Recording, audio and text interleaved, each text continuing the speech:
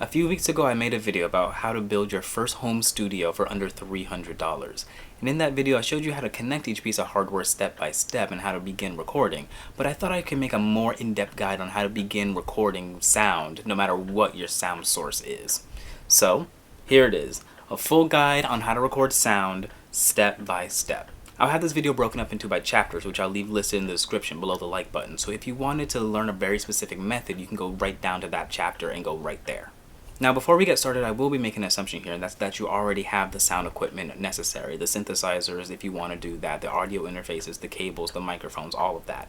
If you're not quite sure where to start here, you can watch the video right there. Let's start off with the hardware. In the original home studio video, I had a segment where I talked about how to connect it, but let's just do it again for the sake of completion. For this part, all you're going to need is a computer, an audio interface, and the appropriate cables to connect it all together. Now, connecting the audio interface to the computer is fairly simple. Mine is USB, so it's just USB in the back into the USB on the computer. As for output, you're going to have two options, and the first one's going to be for headphones. You're going to need a 1/4 inch to 3.5 millimeter converter jack that you're going to put on the end of the headphones and then plug that into the headphone jack at the back of the audio interface. And now the second option is for studio monitors, which are just as easy to set up. You're going to use two 1/4 inch cables, one on the left channel and the right channel on the back of the audio interface, and then the other end is going to go on the back of the respective speakers. Alright, now for the fun stuff, actually recording all the sound sources. We'll start with direct line in to a microphone. All you're going to need is an XLR cable, plug one end into the microphone and then the other end into the interface.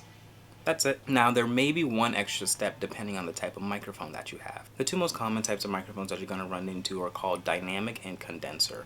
Now each one has its own pros and cons on how it records the sound and how it produces the sound, but the biggest difference between the two is going to be how each one gets powered.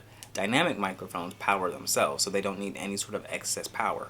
But condenser microphones need what's called phantom power in order to function. This microphone right here is a condenser microphone, so I do need phantom power to use it, which is provided by the audio interface by just pressing a button. So you're trying to be the next riff lord and you're trying to get your newest licks and runs and riffs recorded down into your music.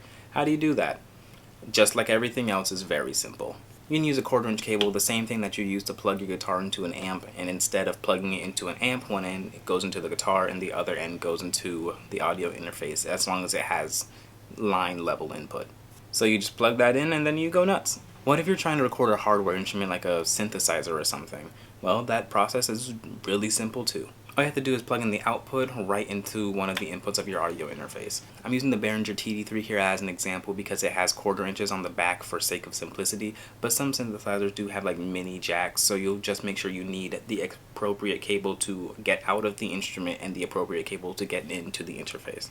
Next, let's talk about software. Probably the most important piece of software that you can have is a DAW, a DAW.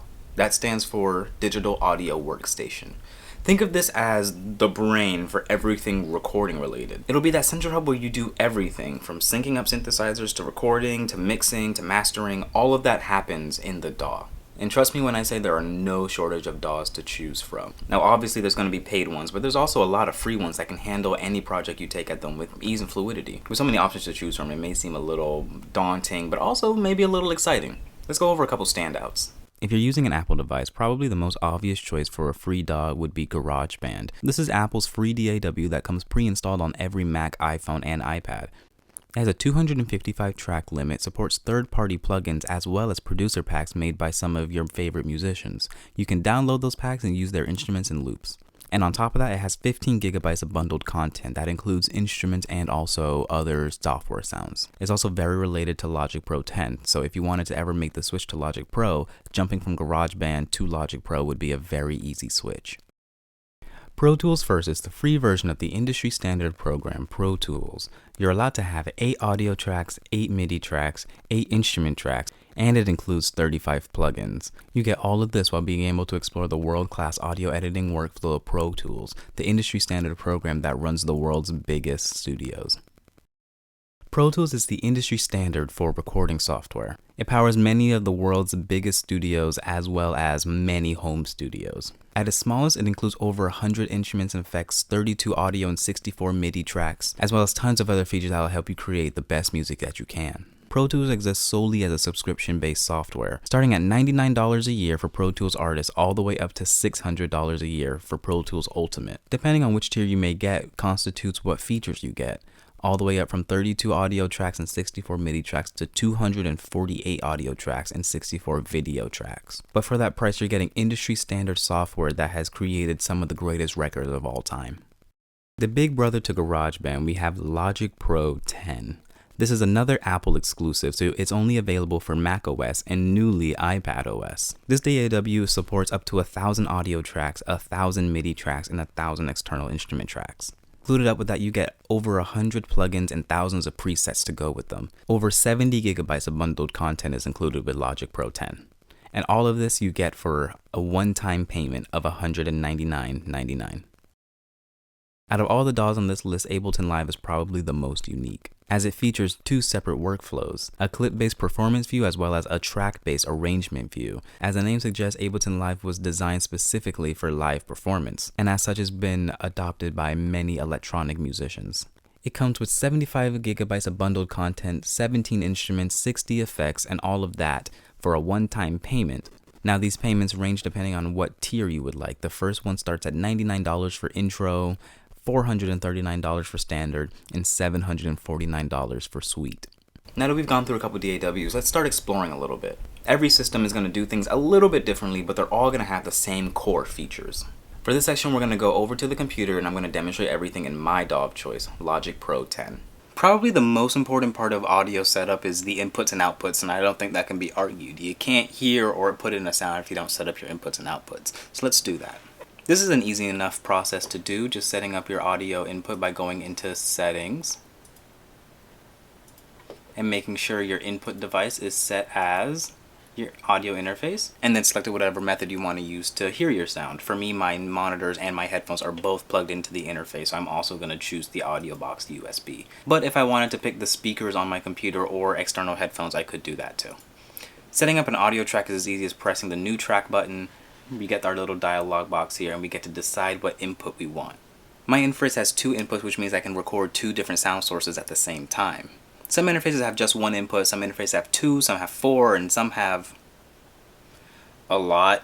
Just make sure you choose whichever one best suits your recording needs. And if you're just starting out, you probably won't need more than two. You can already see that input 1 is the default, but I can select no input. Input 1 is the one where the microphone is plugged in. Input 2 has the guitars and basses. That's where I usually record those. Input 1 and 2 would combine them and record both inputs onto one channel. Next, we'll create a MIDI track. That stands for Musical Instrument Digital Interface. It allows the computer to read pitch, length, and velocity of a note, amongst a couple other things, but it records no actual sound information. But that allows us to use those parameters and translate them into any instrument that we may have loaded up onto our computer. To start a MIDI track, we just go back to our track select button, we go to software instrument, and then we just press create. I know Ableton has a separate MIDI track that does the same thing. Different DAWs are going to call this process something different, but they're all basically the same. Now that we have our MIDI track, all we need to do is play on our MIDI keyboard, or we can just draw it in on the piano roll right here, and we still get our sound.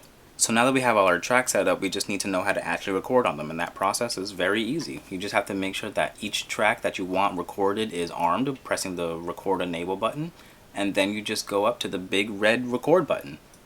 And that's it. And now you're recording. You are recording sound. Now there's no more excuses. Now all that's left is for you to get out there and start creating. If you enjoyed the video, make sure you like, comment, subscribe. You know, do all the YouTube things. If you're still not sure where to start buying equipment to start recording music, make sure you check out my video about how to start your own home studio for $300. Alright, that's it. Catch you guys later.